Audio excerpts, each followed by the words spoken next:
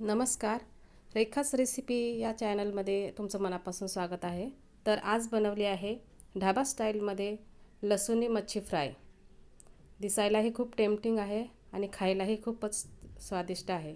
चला तर मग कशी बनवली बघूया. ही एक पाव फिश आहे माझ्याकडे. ही गोड्या पाण्याची आहे फिश. त्याला मी आता व्यवस्थित मसाले वगैरे लावून मॅरिनेट करते आहे. हा 1 चमचाभर मालवणी मसाला टाकला मी आणि अर्धा चमचा हळद टाकते, अर्धा चमचा धने पावडर टाकते, थोडंसं मीठ लावून याला आपण 10 ते 15 मिनिट मॅरिनेट करणार आहोत. आता मीठ टाकलं.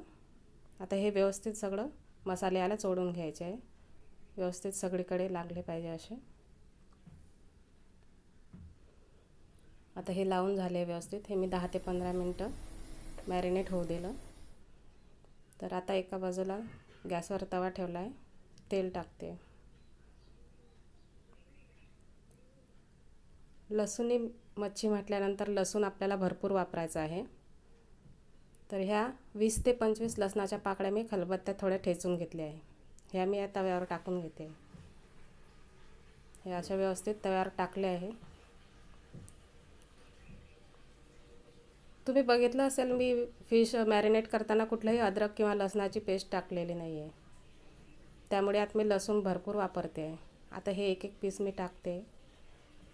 व्यवस्थित त्यावर अरेंज करते आहे. लसणामुळे खूपच भारी चव लागते या मच्छीची. तुम्ही एकदा जरूर करून बघा. हे व्यवस्थित आता एका बाजूने आपल्याला होऊ द्यायचं आहे व्यवस्थित. हे बघा आता एका बाजूने व्यवस्थित फ्राय झाली आहे मच्छी. आता ही पलटून घेते मी. व्यवस्थित पलटून घेते सगळी. लसूण पण आपला क्रिस्पी होत आला आहे.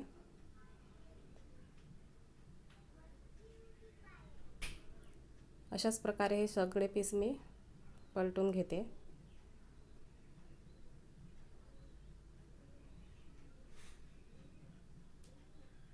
आलटून पलटून दोन्ही बाजूने घ्यायचे आपल्याला करून.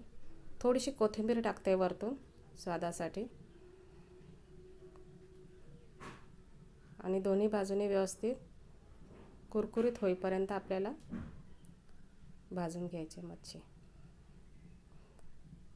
तर तयार आहे ढाबा स्टाईलमध्ये लसूणी मच्छी फ्राय. एकदा जरूर करून बघा. खूपच छान लागते, भारी लागते. तर पूर्ण रेसिपी बघितल्याबद्दल मनापासून आभार. रेसिपी आवडल्यास लाईक, शेअर आणि सबस्क्राईब जरूर करा. थँक्यू.